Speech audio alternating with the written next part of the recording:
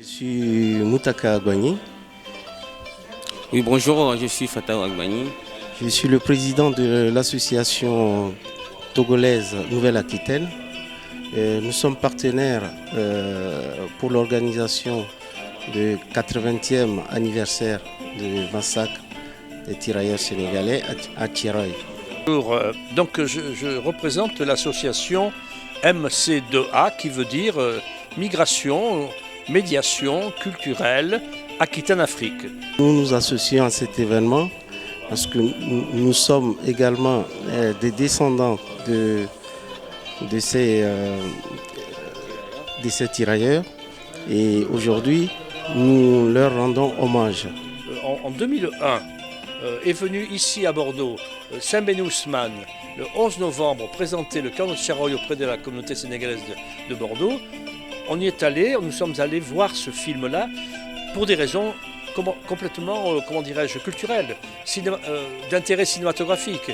Comment ce monsieur, que nous ne connaissions pas, on connaissait son histoire, on savait que c'était également un écrivain, on savait qu'il avait été docker à Marseille, qu'il avait été un grand syndicaliste auprès des dockers de Marseille, et donc on était très intrigués de savoir que ce monsieur était aussi un grand cinéaste. Et il est venu présenter son film, et ce film avait un double intérêt. Un, c'est un film qui est pratiquement, on va dire, c'est une forme de théâtre filmé. C'est comme une pièce de théâtre qui serait filmée. Deuxièmement, dans ce film, il y avait des compagnons de route, notamment Pierre Orma, qui est un comédien de notre région, qui vivait à Périgueux bien après que le film eût été tourné, et que nous connaissions très très bien. Et il jouait dans le film, je crois, le rôle d'un sous-officier ou un officier de la répression. Donc quelque part, on avait une raison très humaine d'aller voir ce film-là, par intérêt personnel et puis aussi par intérêt cinématographique. Et donc quand on a découvert ce film, on a été saisi parce que finalement, le massacre, on ne savait pas ce que ça avait été. C'est toujours pareil, on apprend l'histoire grâce à des témoignages, grâce à des livres, grâce à des journaux, grâce à la presse, mais d'une manière scientifique, on ne sait pas. On a découvert un historien qui s'appelle Monsieur Moore, qui lui avait écrit une thèse d'État, sa thèse d'État, qui raconte l'histoire de Thiaroye scientifiquement, historiquement, avec des faits précis, concrets.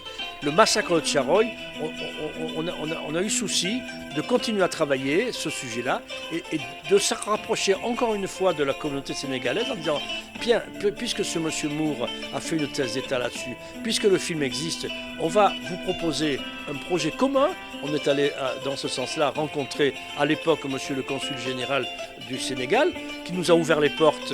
Nous sommes allés donc à Dakar et à Dakar avec un festival de cinéma qui s'appelait Cinéma et Vie, je crois, Image et Vie, je ne me souviens plus le titre exact. Nous avons proposé que le film soit projeté dans le cadre du festival et que le film soit projeté à Thiaroye même, c'est-à-dire dans la commune de Thiaroye, après avoir visité le cimetière de Thiaroye, après avoir rencontré des personnalités qui pouvaient nous parler de Thiaroye, des officiers de l'armée sénégalaise. Vous savez qu'à Dakar, il y a aussi un musée des armées où on peut voir des traces de l'histoire des soldats sénégalais sur le continent, mais aussi effectivement dans les guerres de 14, dans les guerres de 39 et aussi dans les guerres coloniales, parce que cette histoire des tirailleurs sénégalais, bon, tirailleurs sénégalais, c'est un mot.